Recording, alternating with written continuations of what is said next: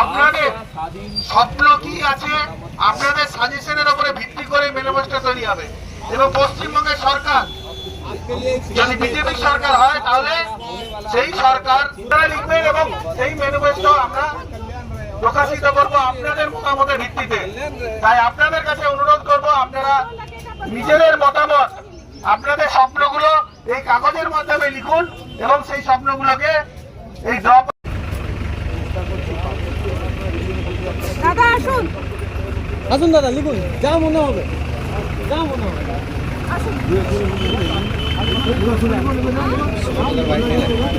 সকল স্বাধীন চিন্তাধারা ব্যক্তির উদ্দেশ্যে জানাই, তুমি ফ্লাইটে এলে নাকি? সকলে এসে নিজের মতামত পোষণ করে ড্রপ বক্সে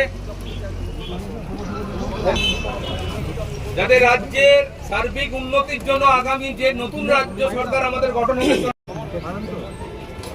পশ্চিমবঙ্গে ভারতীয় জনতা পার্টির সরকার যদি আসে, আমাদের রাজ্য সভাপতি শ্রমিক দা দেখেছেন কয়েকদিন আগে আমরা এই যে বক্স সেটার উদ্বোধন করেছেন এবং গতকাল এই বিধানসভায় মাননীয় লক্ষণচন্দ্র গড়াই এই শুভ সূচনা করেছেন।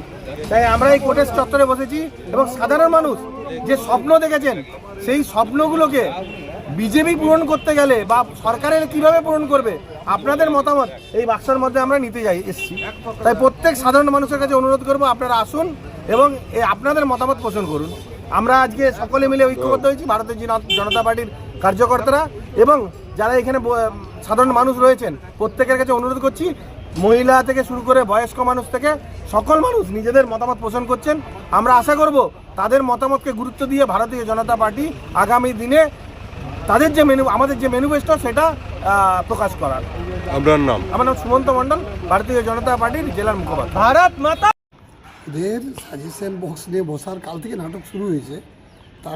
এর থেকে আপনার দুটো প্রমাণ হয়, এই পশ্চিমবাংলায় ওদের আর কিছু করার নেই, যার জন্য ওরা লোকের কাছে খুঁজে বেড়াচ্ছে যে কী কী জিনিস করার দরকার। পশ্চিমবাংলায় যে উন্নয়ন মমতা বন্দ্যোপাধ্যায় করছেন, তারপরে ওদের কিছু করার নেই বলে তোর খুঁজে বেড়াচ্ছে। বরং আমি দুটো সাজেশন দিতে রাজি আছি।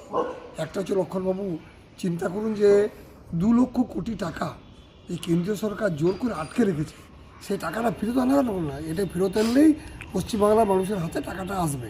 আর দ্বিতীয় কথা, এসআইআর নিয়ে যে হয়রানি হচ্ছে, এখনও পর্যন্ত নাকানি চুবানি হচ্ছে, সেটা বন্ধ করুন।